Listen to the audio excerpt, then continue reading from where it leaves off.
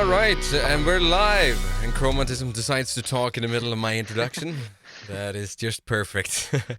Welcome to the Go.Live Gaming Podcast on the 3rd of May 2018. I am the Sag, also known as Kristen. I usually forget to introduce myself, which is something that I need to start doing. And with me today, I have Chromatism, also known as Josh, who's already introduced himself in a way. That's what I do. I interrupt everything. So Yeah. thanks for that, Sag. No worries. And we also have Raker, also known as Patrick, with us. How you doing, man? I'm still here. I'm doing good. All right. So other guys had a couple of hindrances today, so we're doing this as a 3-man show. But nonetheless, we should have a great time indeed. And we're currently live on Facebook, Twitch, YouTube, and Mixer. If you don't have time to stay with us the entire stream, then you will have the WOD. Maybe I'll just do it after the show instantly, and you can check it then. And the podcast version will be out this Saturday. And that it will be out on your favorite podcast app and also on SoundCloud and iTunes and all of that fun stuff. And you can also send us an email at feedback@gunsofanthem.com. It could be anything. You could ask us silly questions about, I don't know, whatever you want to ask us about. It could probably be fun if we have a little bit more of a silly segment where you can answer your guys' questions, no matter what it is. Probably nothing too personal, like, yeah, you can use your imagination. But during today's show, we're going to talk a little bit about Anthem, because currently they're having their crunch time, sort of. I'll explain what I mean by that. Belgium says that loot boxes are illegal, and we're going to talk more about that. Probably going to be the biggest part of the show today. FIFA has a new update, something that we're going to mention. We still don't really have a sports guy on the team, so it's probably not something that is close to our hearts in that sense, but we're going to mention it and talk a little bit about it at least. And we also have a couple of honorable mentions at the end of the show. We'll just have to see how long the show will be this time around. Not sure. It's been sort of a slow week. We're still waiting for EA Play to come along on June 9th, where all the UC, or a lot of UC information probably is going to be,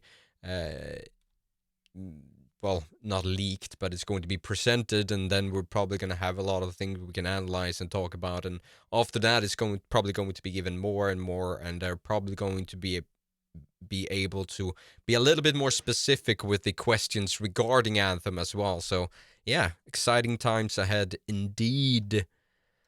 But yeah, how you doing, guys? How you been doing? Not good? bad. Yeah, not bad. Yeah. Yeah. It's been alright. It has, yeah. Yeah. I'm blowing up mechs. That's what I've been doing. I've been doing a lot of blowing up mechs for BattleTech, so I've been enjoying that a great deal. So, it's a good place to spend my time. And I've been sort of reacquainting myself and sort of finding my love yet again for the wonderful real-time strategy game that is Supreme Commander, Forged Alliance, and found out that the community for the game that launched in 2007 is still going extremely strong, and they still have over 1,000 players online most of the time. So it's nuts. They've actually got a third-party launcher for that and everything. So yeah, it's been not a bad week. Thank you very much. How about you, Patrick? I'm trying to hunt down every achievement of campaign I can find in StarCraft 2. It's a bit of a hard time, but yeah, it's fun. We've been having a strategy week by the sound of it. That's, yeah. And I started watching Swaps again. Yeah, I've been meaning to get into both Frostpunk and BattleTech. But instead we actually got into Deep Rock Galactic, which is... you got into that, did you? Yeah. Well, you didn't invite me. No, we didn't. We had a small little session there. I was thinking about inviting you, actually, but we never got to it. But next time we certainly will. All right, I'll hold you to that. Yeah. That game is really fun and something that I really can recommend. I would recommend playing it if you have a good team. If you have at least 3 people, I'd recommend playing it on like the 3rd difficulty or difficulty 3, I think they call it. It's a lot more intense, but a lot more fun. I think. I find anyway. Deep Rock Galactic. Yeah, agreed. All right. Let's talk about the first little thing that I just want to mention is that BioWare is going into crunch time, sort of. So, Brendan Holmes, who has been active on the Reddit forums, for example, is not currently active. They're answering questions because right now they're focusing all the resources to get a presentation down and ready for, well, E3, I guess you could say, but EA Play first and foremost, which is on June 9th, as I mentioned before. And this is apparently, I hadn't heard about this before, this crunch time thing, but this is apparently something that a lot of companies do during various development cycles and development periods.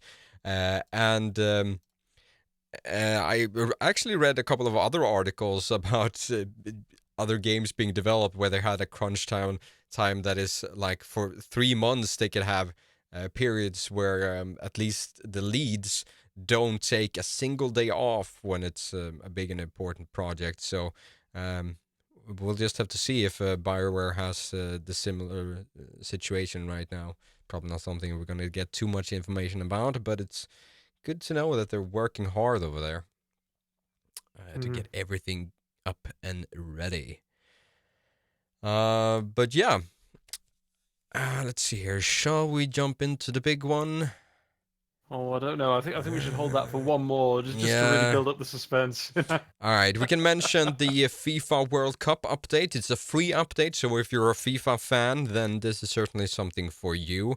It's going to introduce some Russian stadiums. Let's see here. The World Cup update will add a ton of new stuff to FIFA 18, from new team kits to Russian stadiums to officially licensed graphics. That is logos and overlays and whatever. Yeah, that's what that means. Players will be able to play through the entire 32-man World Cup, have the option to customize the tournament to include teams that did not qualify, like the US, Italy, and the Netherlands. And World Cup content is being added to FIFA 18's money printing Ultimate Team mode. The last time there was a World Cup in 2014, EA released a standalone video game for it. Granted, it was more comprehensive. It included the tournament's qualification process, which meant all 203 FIFA national sides were present, but many of those were unlicensed. And the business end of the game sounds similar to what is being offered in the World Cup 2018 update. So, yeah, a free update to FIFA. Now, this game is sort of notorious. It's not something that we talk about that much, but the FIFA games are kind of notorious money-grubbing games that ask for your money every chance they get. Some people have speculated that this is some sort of goodwill campaign thing from EA now with Battlefront and all of that. Like they're doing some... yeah, they're trying to get some goodwill going here. I don't know, but it's still nice to see big free updates to games nonetheless. So It's nice. I mean, I appreciate the fact. I think it's fantastic they've actually effectively putting in a whole new mode for people, for the players that like FIFA. You know, the World Cup, 32 teams, and they can edit it for the teams that aren't qualified. That's amazing. I just the bit that's making me red flag a bit is the whole. They're clearly going this clearly sort of going through the live service route, considering they are adding this to the as you said, to their star player or whatever it's called mode. I clearly know the game, right? You know, the fact that they're adding Ultimate Team, the fact they're adding it all to the Ultimate Team, and you're going to have to spin the roulette to try and get those players and those teams and the gear from from the World Cup mode. They don't need to release a separate one. They just need people to spend more money on loot boxes. yeah, So, hooray! Yeah, that is true. I don't know. I've never personally been kind of a FIFA guy, but I feel like maybe I should give them more of a chance. Could actually be something that is fun. At least I've been interested in the UFC games before, so I'm not entirely sure why I haven't gone back into them again. Do we know what happened with the UFC 3 and the loot box controversy? Because I'm Yeah. interested in those too, but I'm not interested in loot boxes. Nah, I gotta agree.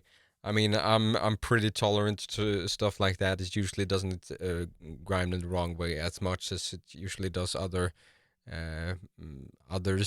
But yeah, we'll just have Hmm. to see. I haven't heard any new information about UFC, so No, no idea. no idea indeed. Are you interested in sports games, Patrick? I haven't heard your opinion Not even the slightest. on. I Well, haven't played a FIFA game in my entire life. yeah. Yeah, well, we sort of need to get a sports guy back on the team, but that is something for the future. I'll tell you some of Um, the sports games I actually did enjoy with Topspin. You know, actually tennis and court games, I actually like those, but it's the smaller yeah, big team games. I've never really been massively interested, but still. yeah. I mean, I own. I played a lot of sports games when I was younger. Back on the Sega, Oh yeah. I had there's one Sega hockey game that we had so much fun with. I'm Yeah. trying to remember we also played WWE on the Sega Mega Drive. That was amazingly fun as well. I also had a soccer game. It wasn't that good, but we played the crap out of it, literally. And I found I played the game so much that I knew exactly what angles to shoot at the goalie to make it a goal every time and all of that. So I think it. Yeah, I had a FIFA game on the Mega Drive that was basically exactly as you just said. Oh, if I shoot from this angle, it will be a goal nearly every single time. yeah, it's interesting to see that, especially in older games, since they couldn't really patch that out. So that was something that was, once you found that, that was always going to be there. So, Yeah, I only played the Mario sports games, and only because they don't have rules. yeah, And it's way more fun that way if you can tackle someone in football or just throw them against an electric fence.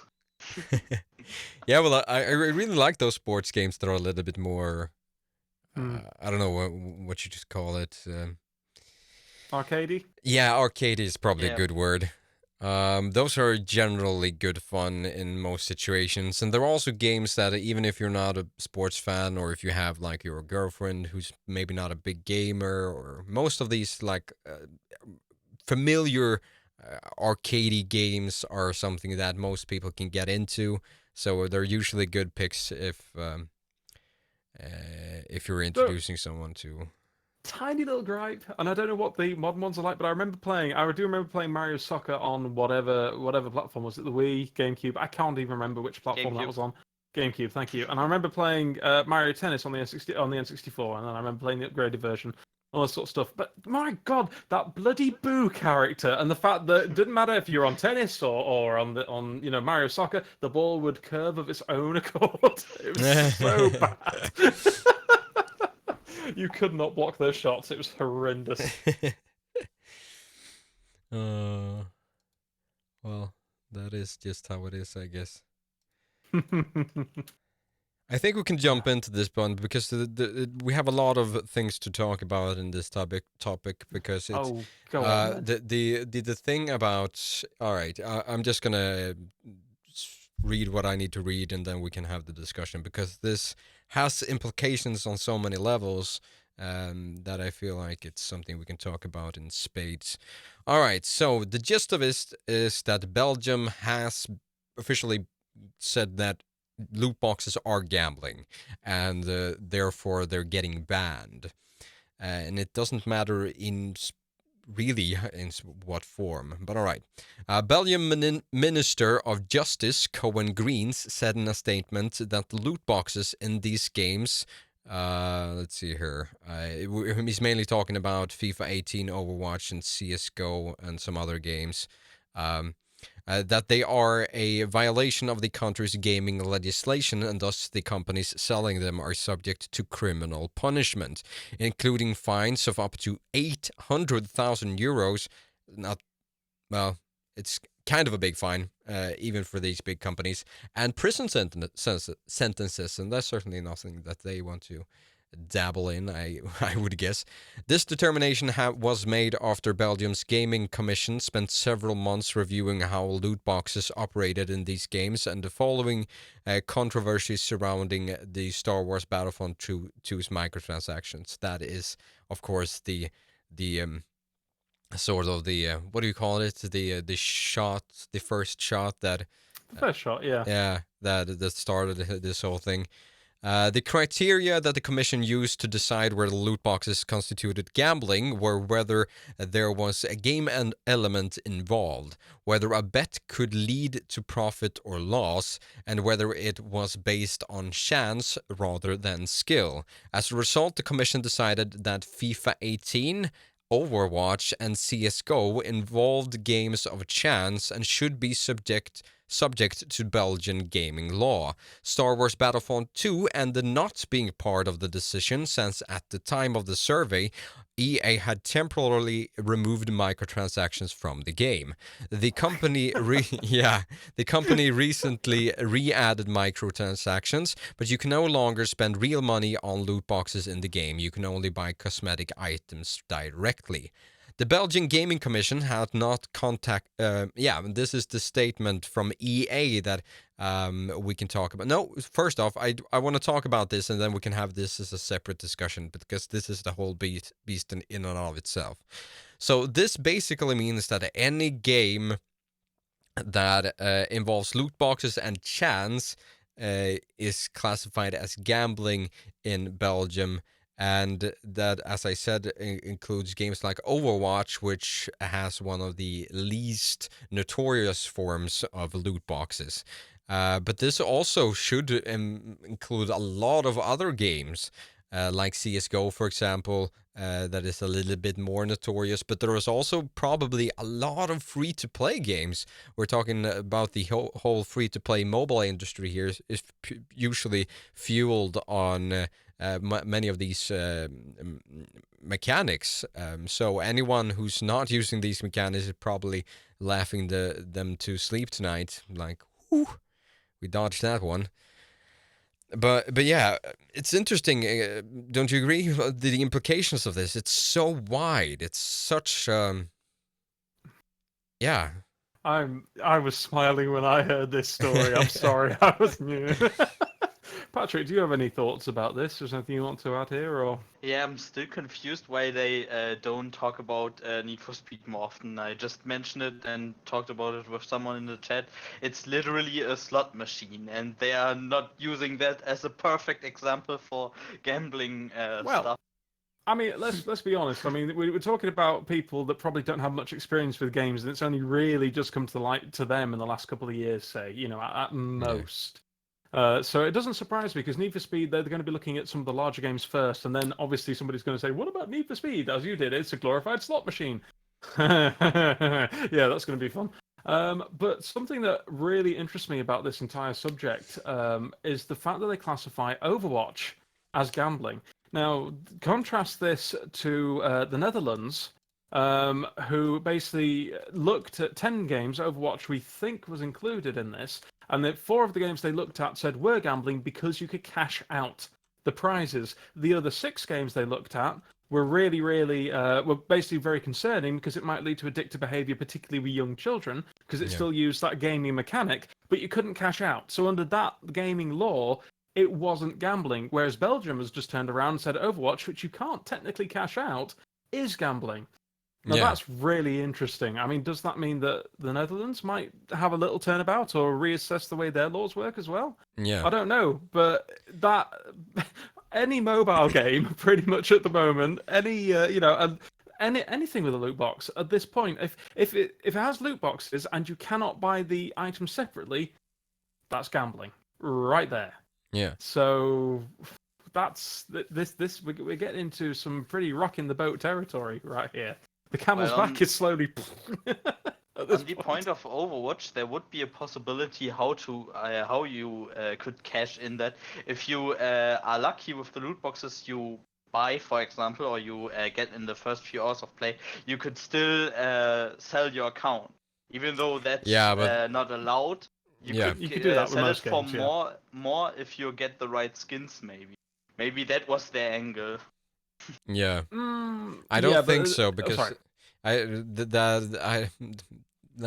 that practice itself is frowned upon and pretty much against the rules already. So And let's face it, if Blizzard realised that you'd done that, whoever had the new account would have their system totally locked out of yeah. playing Overwatch. So yeah, it wouldn't. I don't think it would go down too well. Yeah, on an interesting note, though, since we talked about the Netherlands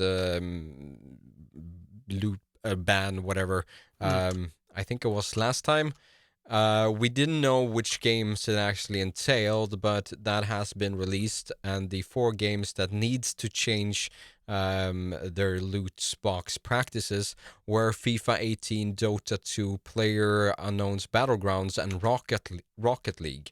So those games are certainly at least in these 2 countries, they need to revisit their practices when it comes to microtransactions and loot boxes. Counter-Strike will be right behind in that case if those are going. Yeah. As well. Yeah. By the way, can I ask a quick question that's barely related? Jail sentences, how would they even work on such big companies? I know this is probably not gonna happen, but No. what did they imagine? America, extradite to Belgium. We want to lock people up. Yeah. Oh, I don't know. okay. Let's use the whole studio and put them in a cell. Yeah. I think like in cases of big companies doing something illegal and someone needing to take or take a prison sentence for that, that should be like the top dogs, right? Mm. I'm not entirely sure how that works, but just from a vague memory, I think that is how they usually go about it. Would be the most likely scenario. Yeah. Oh, maybe they could have a raffle to see who gets the best cell. That would be amazing. Yeah, the channel Layman Gaming, which is an excellent channel, if anyone hasn't checked that one out yet, they really should. It's really funny. They had a really nice little skit in the beginning of their video talking about this, and they made this whole Shawshank Redemption thing, where he's talking about, what are you in for? I'm in for loot boxes. Like, no, don't mention that to anyone else. They really frown upon that in this prison. So it's the thought of someone being in prison for implementing loot boxes into a game is, well, it's an entertaining idea, to say the least. They're warping the minds of the children, they are. Yeah. And my wallet. But anyway, let's carry on. Yeah. All right, we can jump over to talk about what EA said about this. Now, we haven't heard anything from, obviously CSGO and Overwatch is mixed into this mess, and Blizzard and Valve have not made statements regarding this, but EA, a spokesperson from EA, has talked to Kotaku, and they said the following: the Belgian Gaming Commission has not contacted us or shared its report. We strongly believe that our games are developed and independently, ethically, and lawfully around the world, and take these responsibilities very seriously. We care deeply that our players are having fun and a fair experience in all of our games, and take great care to ensure that each game is marketed responsibly, including in compliance with regional ratings standards. We would welcome the dialogue with the Minister Greens on these topics, as we do not agree that our games can be considered as any form of gambling. It's like EA has done this multiple times, where they basically just say something like this corporate first response that you say as a company regarding an issue, and if that doesn't work, they revisit the issue later. So this, it says nothing. It says what they've always said, like, we are not doing anything wrong and we think we're doing everything right, and that is that. God bless you, EA. Yeah. You're saviors of fair and just gaming. if you didn't put pay-to-win mechanics in your games. Yeah, it's weird that they didn't it didn't include something like we are or looking into this again to see if there's something we can do or something like that. Just something small that they could have added into that statement that would have shown that they have learned from Battlefront 2's controversy, But because they haven't. no, but I don't know. The recent statements that they've made contradicts what they're saying right now, also, which is really weird. Like they've said that they won't do the same mistake, they can't do the same mistake, and again, and all of that, and they're calling them mistakes, and they're saying that they've done wrong. And in this statement, they've gone back to say, "Well, we've never done anything wrong." They're not acknowledging the obvious issue that was Battlefront 2's microtransactions. So, Well, the problem is Battlefront 2 was a disappointment. This directly potentially impacts FIFA, which is a massive proportion of their direct income. yeah. You know, if they don't have FIFA, then suddenly they might have to go back to being a game publisher that actually publishes games. God Damn. forbid, everybody. I mean, that would be a terrible situation. Yeah. Yeah, sorry. Like I say, I get it. I get it. EA. I feel like I need to quantify this. I get at them because I know they can do better, and they have come up with some really good stuff, and it really pisses me off. So consider this to be constructive criticism from a very angry person. No, but I feel like what we're saying is not something that should be new to them, and they should have Yeah. people saying it to them all the time, and there should probably be people internally that are saying like, "Come on, we can't keep up with these practices because people are obviously not liking these." General corporate responses that we're putting out there, so they need to put more of a personal touch that says, "Look, we've seen the problem, we understand, we're looking into it." Basically, if they said that instead, then nobody would make a fuss about it. But right now, they're doing this and saying we are not doing anything wrong. Yeah. Yeah. Yeah. Yeah. I feel like the gaming industry or the gaming market is still something that is supposed to be this personal thing, and I think that's something, at least for the moment, is something that should be capitalized on and not frowned upon, to try to move it to the next level. Like if this would have happened in the movie industry, we would expect an answer like we got from EA, from like Warner Brothers and all of that. I would believe, but still in the gaming industry we still have that connection, that it should be a little bit more personal, and that we need to see that there is someone behind there, not this big machine, this big money grubbing scheme maker that is making these statements. So Yeah. yeah, it's, well, I feel like they're slowly learning what should be and what shouldn't be over at EA, and yeah, hopefully, Yeah. Hopefully. hopefully I we're seeing that going forward, because that could only benefit them in this day and age. I think we are mostly expecting this, what you just said, because we expect the passion of the developers to shine through with their game and their methods, and EA is just a wall that blocks the passion from getting out. Yeah, sort of, like Maybe. I think. like this statement from let's say Casey Hudson last week, which we talked about. There's a great statement about how they're moving forward. He had some personal notes in there. He addressed issues that were still present in their fan base's minds. He addressed how they would move forward with that, and he acknowledged the issue and still made it look very professional but personal as well. And that's something that I feel like, if EA wants to remove this mark that they have of being this big greedy giant, then they need to do something similar. And it's not that big of a shift in this, so small sudden changes that they need to do in order to make it all look and sound much better, in my opinion. As an aside, if I may as well, I think it's not just EA and and these companies that have been singled out, with practice over loot boxes. I think that the internet is coming into a very interesting. Well, we're coming into a very interesting time in both the electronics industry, the internet industry, and the gaming industry, which as a subset of electronics, Yeah. because the law really hasn't kept up with current events. Things are moving so quickly.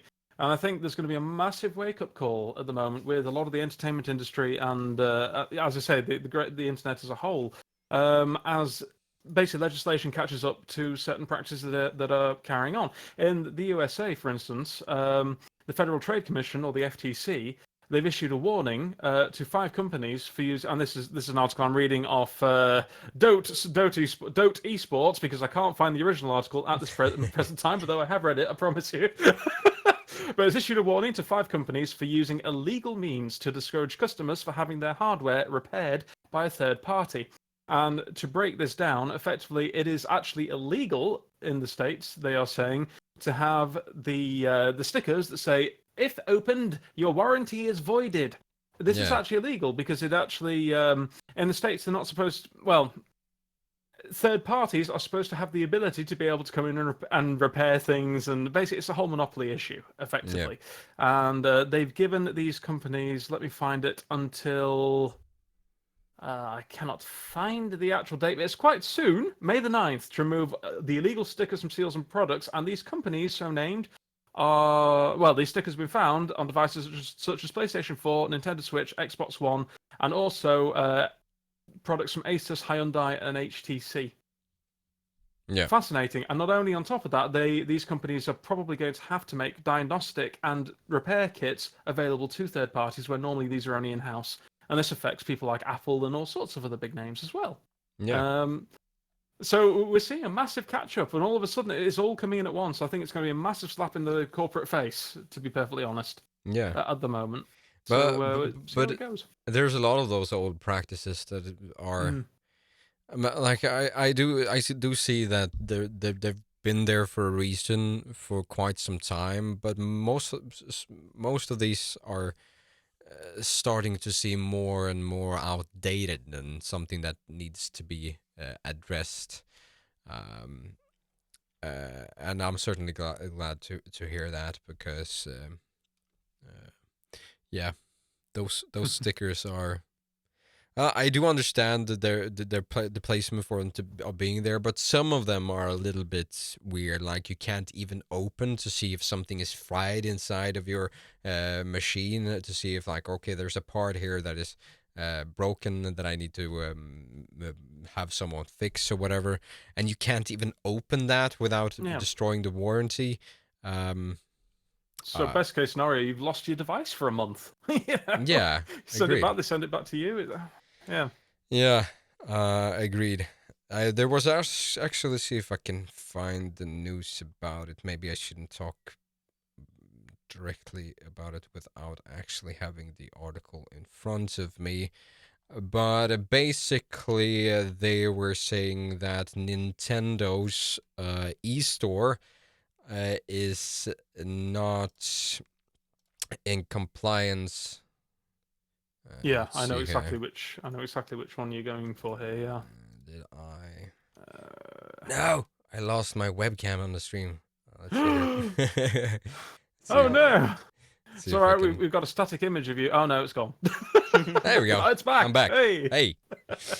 All right. That was weird.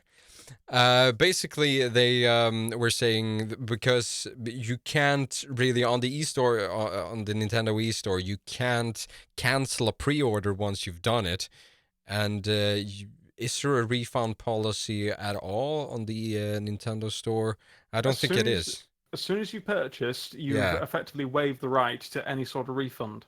Yes. Yeah, and in Norway, I don't know if it was the FTC or the FCC or whatever they were called, some sort of abbreviation of some sort of leading part of Norway, went out and issued a warning to Nintendo, and they were basically saying back, like, we're not doing anything wrong. And the only way, apparently, that you can, in their terms, because apparently, if you have pre-ordered a product from, in their terms, if you pre-ordered the product, and preload the product, you have used the product, which does Yes. it makes no sense at all. But if you have pre-ordered the product, apparently there's a small little thing, if I understood that correctly, in the Nintendo Store's user agreement, that if you pre-order the game and manage to refund it before you have preloaded the game, then you're allowed to do so. But apparently Nintendo automatically starts loading the game once you've done the purchase. That is not something that you can opt out of or anything like that. So they're effectively making their own rules void in this fashion, and in order for you to not be able to like cancel a pre-order or whatever. But this is interesting that this is coming to the table right now, because I know in fact for in Sweden, for example, we have this rule that we have is called translation is open buy for 20 days, and that is anything that you buy basically is eligible to be returned within 20 days. I think the minimum, or if you can set the minimum to 10 or 15 days or whatever it is here in Sweden. But that is law here in Sweden, and that should apply to stuff that is sold in Sweden, even online. So that is something that the e-store is doing currently that is illegal in Sweden as well. So we're probably going We to have something see... similar in the UK, by the way. We do have a very similar law to that one, though I can't quote it. Yeah. Yeah. Same thing here in Germany. We have 14 days return policy. Yeah. So it's interesting that these companies like it's sort of in breach in what Steam is doing as well, and probably I'm not entirely sure about the return policies on Origin. Actually, the NCC, the Norwegian Consumer Council, which is All right. the guys, they said that Steam is technically all right, but what it doesn't do is that it doesn't basically it doesn't inform purchasers or consumers that when they purchase the game, they void their right to return if they've used the product for 2 hours or not haven't returned it within 14 days. They said that if they actually told consumers up front that was what was going to happen, that would be legal. Whereas Nintendo, what they're doing is completely and utterly illegal by everybody's standards, apart from Nintendo. So, yeah, and such Origin was 7 days, and pre-order you can cancel at any time, and I think 14 days after the game has come out if you haven't played it. All right. Yeah, that is probably one of the better policies. But yeah, that is something that is probably going to be looked over. So maybe we'll, at least some of us, see some changes if they're going to make a country-specific system, or if they're going to revise their entire system. We'll just have to see. But it's interesting news nonetheless. I think Steam is the fairest of them all. 2 hours of gameplay and 14 days. Yeah, it's fair, but it certainly could be fairer, I guess. So, but yeah, it's like, without getting into details, because I know we won't. We want to move on really at the moment. But as far as Steam's concerned, a lot of developers lately have basically come out. Well, they haven't come out and said, but it's a case of it encourages developers to front load all of the good content into the game for that 2 hours. And players go, "Oh yeah, that's really good. I'm going to keep it." And then it goes slightly downhill after the 2 hours. Yeah. And that's that's the flaw with the system, so to speak. Yeah. Yeah, but you can't spend it any longer. If you have short games, they could just refund it over and over again. Playing it Unfortunately. Yeah. Unfortunately. So they're also in a bit of a pickle. Yeah, it is. I don't think neither of those systems are perfect, but it's certainly something that needs to be looked at. And something where I felt like I want to mention, I'm gonna see if I can get the video up on the screen as well, is that there's actually a new, in this day and age, it could amaze you, it should probably amaze you, that there is a new Harry Potter game out, and I actually read about this on Kotaku or Polygon, I think, and they gave a quite raving review, saying that it's really fun and whatever and all that. But they've done some really interesting stuff when it comes to the microtransactions in that game. Like, I've always been quite allergic to the ways that free to play games, or certainly mobile games, handle the microtransactions in their games, because it feels so exploitative. Like, okay, the game is free, but basically, if you want to play the game as intended, you need to spend money, because otherwise there's going to be these artificial walls in front of you, which I've never really quite understand why they would use. I feel like that is a design decision that should be worked around, so that you have the option at least to do something about it. But as you see on the screen right now, this is the new Harry Potter game. It's called Hogwarts Mystery, and it's sort of such a trope on itself of what it's doing here. Let's see if I can get a better picture on the screen of what is happening. Basically, what's happening is that your character is getting attacked by this tentacle, sort of hentai reminiscent for some reason. what's happening here? Hashtag me too. Yeah, Anyways. it's vines apparently, but it's designed so that without spending any money, in the middle of this sort of QTE, not really QTE, but you're pressing buttons. You're using the energy that you have in game in order to free yourself, and once you're about at the middle of this, you can't progress unless you spend money, or you have to wait for a couple of days. It's pretty insane how I guess it would be a couple of days in order to be able to continue from this situation. And just a picture of a kid being strangled while being forced to pay for energy in order to continue, that image is just... Take my energy. It's too good to be true. It's like... It's the perfect embodiment of the industry at the moment. It's just... It really is. It's just... it's a trope in and of itself, and you can't more than think like this... I mean, this needs to be intentional, because it's so... I'm lost for words here. It's if you would translate it into full price game, it would be like if you get stuck with microtransactions right in a fight. Yeah, You're basically. swinging your sword and you have to pay $15 so you can finish the swing. Yeah. That would be probably a quite good equivalent. But the fact is that your character is being strangled on the screen while it says you're out of energy. Press here to purchase more crystals in order For to buy ludicrous more prices. energy. Yeah, it's well. for ludicrous prices. So yeah, that's just something that I felt like I wanted to mention. This is, of course, not something that is going to be addressed or going to be applicable by this new law in Belgium, which I'm pretty sad about, because this hasn't to do.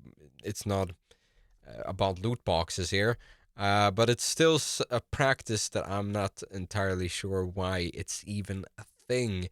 In my opinion, all right, if for some small chance, or some small percentage of a whatever potential game dev is watching this, if you're going to make a free-to-play title, you need to implement elements in order for the player to be able to progress constantly, in my opinion, but maybe at some other price, or some other cost, or some other that they need to complete a task in order to complete something, in order to get a resource to be able to progress. I played multiple really fun free-to-play games, and they have this energy system where suddenly there's just this artificial wall that if I don't pay, I can't continue playing the game.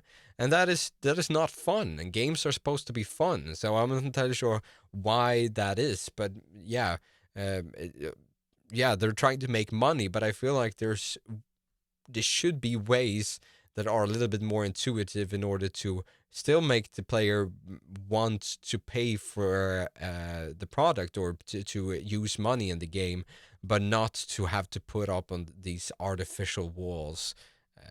It's I just think what we need to do is we need to coin the term mobile mafia for any game developer that does this sort of crap on a mobile Yeah. platform. yeah, Because they're literally strong arming you. That's exactly what they're doing. yeah. They're literally like on the screen. They're strangling you for your money. And not only are they strangling you, they're strangling you as a kid. But they're strangling your inner kid for that money. It's yeah, it's one I don't know what I can't really say more about it.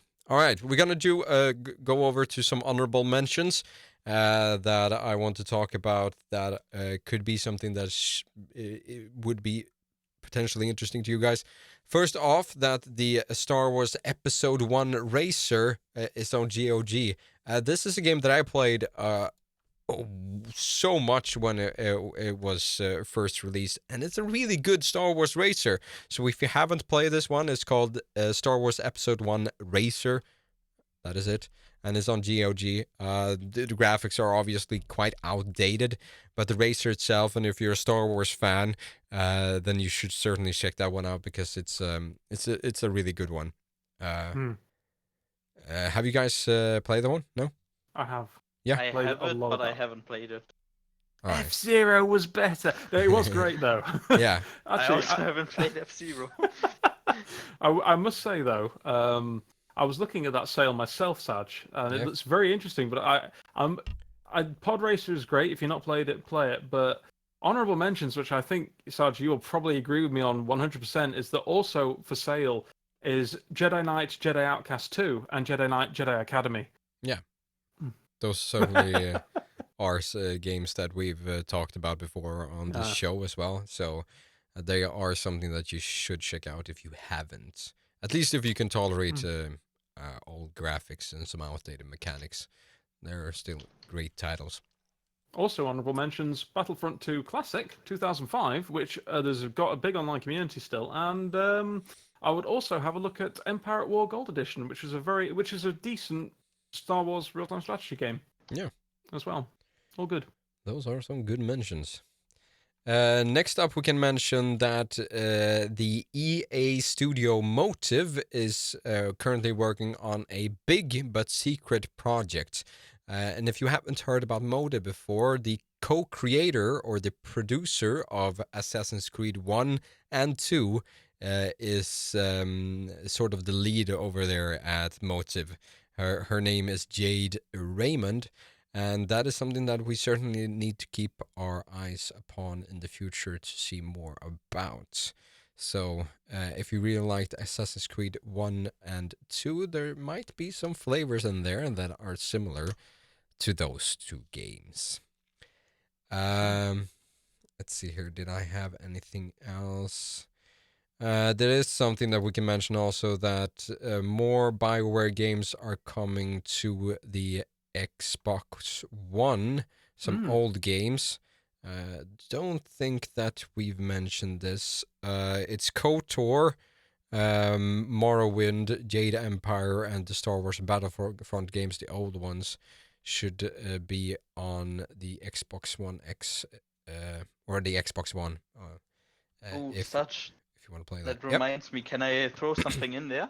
There was a little video I saw that showed you can also install the Dolphin emulator on the Switch, just as a short notice. Yeah. So it has Yes. backwards compatibility. Yeah, they managed. But it's dangerous. Yeah, they managed to hack the Switch in an unpatchable hack. You can't patch the hack because it's in the hardware. There's an issue there that you can bypass and reinstall or install a Linux OS on the Switch and be able to play other games and whatever. But if you do that, you also destroy the voltage regulation, so it can get way too much power and destroy itself. Yeah. Well, that's the same with overclocking. You just need to know what you're doing, really. So, Yeah. yeah. Yeah, basically. All right. So there's one thing that I just want to mention before we go over to the last segment of the show, and that is that the industry has lost one of its biggest, or the YouTube industry has lost one of its biggest game critics, or not lost, but this person has said that he will not critique games anymore as a living, and that is Total Biscuit, also known as John Bain. And I feel like this, as we are working in the YouTube space, I've just wanted to mention this in order to have some sort of tribute on the show in some sort of form or fashion, because this is a guy that at least have influenced me a great ton and a great lot, and someone that I'm really looking up to in terms of game critique and in ways to make gaming related content. So he made a statement that apparently right now it's looking like he can't do anything about the battle against his cancer that he's been battling for the last couple of years. So when it comes to having to manage the energy that he currently has and all of that, he needs to step down a little bit. But they will still continue with the podcast, the co-optional podcast. So if you're a fan of that, that is still available out there. But we will get less and less John Bain as time progresses, and that is something that is certainly really sad. I think I'd like to just say as well that my brief stint on YouTube is all thanks to John Bain. So yeah, it is a very sad time. Indeed. Anybody who followed him, I think. Indeed. I can say that I had a couple of tears in my eye when I read the statements about this decision. Certainly something that is really sad to hear. But all right, with that going forward, we're going to jump into the last segment of the show. And that segment is called Tell Me What to Do Until Next Week. And we'll see what we have to come up with this time around. Let's see here. We can start with, I think Patrick started last time. So, Josh, do you have something for us? Yeah. I do. Yeah, it's called BattleTech. Yeah. How no, am I waiting not for surprised? this. Yes, it's my time. Yeah. Yeah, I have been thoroughly enjoying it, because I know, Sarge, you were, as we said at the start of the show, you've been quite interested in this lately, haven't you yourself? Yeah. It's wonderful. It's a little bit slow. I think a lot of people have complained and commented, and there is definitely some justification to be said for that. Having said that, you are in mechs that kind of weigh in at up to about 100 tons, so you would expect to be a little bit slow. This is hard sci-fi mech. This isn't Zone of the Enders Gundam mech. Let's put it that way. But yeah, it's a very interesting experience. It's because it's built. You can tell how much love has been put into it. It's been built on a tabletop game, which is called BattleTech, that was released 30 plus years ago now. And it's also the same universe in which Mech Commander, Mech Warrior, and a lot of other games take place.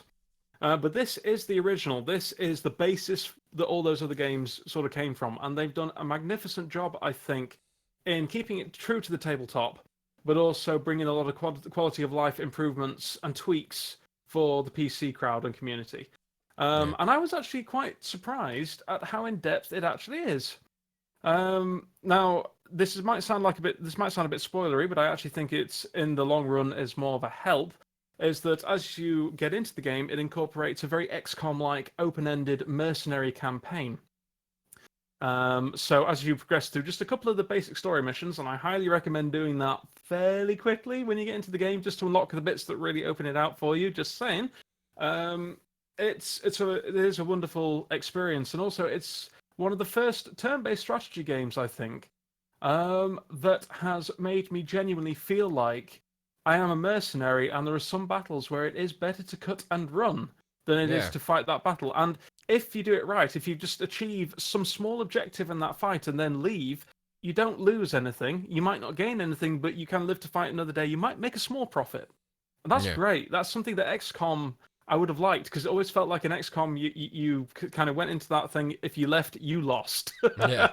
There was no two ways about it. In this one, it's a case of I make an executive decision and we'll just make what we've got. Yeah. But yeah, if you're a mech head, if you like tinkering with things, if you like if you like mechs and you like outfitting them with different weapons and customizing and tinkering and then bringing them into a battle, and and blowing up other mechs and salvaging their stuff to get more stuff, it's a fantastic experience. It comes with a caveat. Like I say, some people won't like that it's a little bit slow and there are some tweaks. Look for them online to speed things up. And the devs last night, in fact, released a big future of the game post, and it sounds like they've done very well with it so far. They're going to be addressing a lot of the issues that people have, particularly with speed, a couple of bugs, also with customization stuff like that. And it sounds like it's done well enough for them to look into expansions in the future. So it's pretty good. It's pretty golden so far. I would say if you don't have a lot of people have found that. I say this is why I'm umming and ahhing, just saying do this until next week. If you don't have a lot of experience with BattleTech, the first few hours are going to be rough because the game doesn't do a fantastic job of explaining itself. However, if you are the type of person that doesn't mind pushing through that or learning and then restarting the campaign and going, I've got it now, I can do this, or you know BattleTech already, you're probably going to have you're going to have a lot of fun with it, I think. So BattleTech. After all that, I would recommend it with those caveats. And if you don't happen to want to go for BattleTech, a wonderful turn-based strategy game, war game called Battle for Westnorth, which has been around for years, but it's just been released for free on Steam. It's always been free. It's a wonderful open source war game that's very much in the vein of Fire Emblem or Final Fantasy Tactics with absolute bucket loads of content. So Battle for Westnorth, which is on Steam. Have a look. It's free. You can't really go wrong. It's brilliant. Yeah. I'm gonna have a look at that right now, I think. Also multiplayer as well. Some really good campaigns by the look of it, which I would like to try. Sag. Yeah, sure. Battle for Oh, Patrick. Westnorth. Westnorth, yeah. Wesnoth. Oh, that could be something we could play as a team building exercise here on the Go Anthem. How well we take dying. Yeah, agreed. All right, that looks cool. Looks pretty old school as well. Look at the I've thoroughly enjoyed it the more aesthetics. I've dug into it. All right, Yeah. all right, cool. All right, Patrick, do you have something for us? Yeah, two things. The first, watch Scrubs. It's my absolute favorite TV show. Yeah, I mean, if you haven't sitcom watched I've ever Scrubs, I don't know what you're doing with your Yeah, life. it has so many life lessons in the series. It is also lighthearted. It's Yeah. just my favorite show. And the other thing is, we obviously talked about Total Biscuit. Just watch some of his videos again. Just to remind yourself of the man he was, and Well, Yeah. still is he for the still time is. being. He's- still is. yeah. But cancer sucks. Yeah. Yes, it does. It's something that affects us all, literally. Sadly. Yep. I can double down on that. If you haven't watched the co-optional lounge episodes, there are some excellent episodes, especially from one of my favorites in recent times is the secret Hitler playthroughs. Those Yeah. are hilarious. And if you are someone looking for something to watch or listen to, or watch and listen to while you're doing something else or you're playing some sort of a grindy game, that is certainly a really good pastime that I can recommend more than once. But yeah, other than that, I'm actually going to. Let's see here. I was actually going to try to play Frostpunk this week, but I never got into it. So that was my supposed to be my recommendation if it was good. But I've talked about this before. I think we've recommended this before as well. So I'm sort of cheating here right now. But it is a game that I mentioned once, but even before it was out, because I thought it looked as interesting as it actually is, and that is Deep Rock Galactic. So I'm sort of cheating here. I think Josh I did. Did this recommendation a couple of weeks back. But if you haven't checked it out, it's an amazing game. and a really interesting co-op experience as well. So that's also a game that we could check out together. If certainly You know what? if I Patrick, say that's valid. yeah, I also mean, we didn't play it together. yeah, Patrick, if you have enough funds in order to get on that bandwagon, is probably something that could be pretty fun to play together. How much is it? 22 euros last time I checked. So Yeah, not sounds fine. so not that expensive. And from what Josh has said before, it's something with a lot of content as well. I think perhaps I may have overspoken the amount of content, but it's still got a lot. I mean, it's still Yeah. got. I said 80, and I'm like, maybe I opened my mouth too soon, but it's definitely got 40 at present. It probably will definitely have 80 plus when it's been released. Yeah.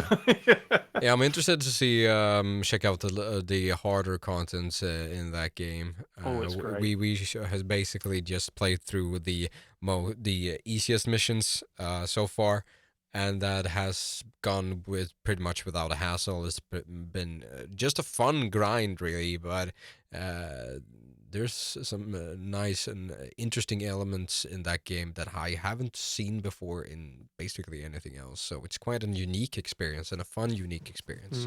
So I can certainly recommend that as well.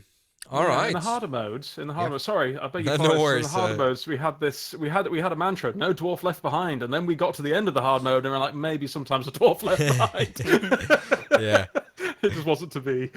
Yeah.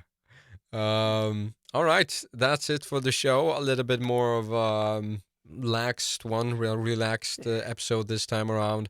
Once we're getting closer to EA Play, we're gonna have less and less to talk about, probably, if no major leaks are going to happen.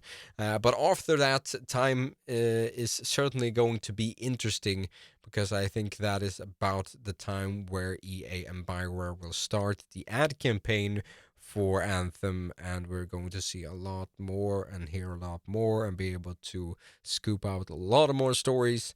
So probably gonna have to try to have the website in a little bit more of a finished state before that, and we're also going to try to get more videos out regarding the whatever we hear in complement to this podcast, and not only have this podcast as we currently have. That has always been the goal, but that is something that we certainly need to double down on once we know more about the game. All right. Thank you for the chat today, guys. That was nice. And it's nice to be able to talk without your sinuses being clogged and your throat being sandpaper. So You've been revived. yeah, almost. Heroes never die. I'm I'm sort of at like maybe 80% health currently, so I'm getting there. But yeah, the flu is not something that I can recommend. No. Would be weird to recommend the flu, you know. As a recommendation on the next show. I recommend not getting the flu.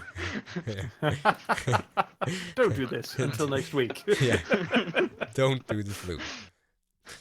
All right. Bye, everyone. Bye. Goodbye. Bye.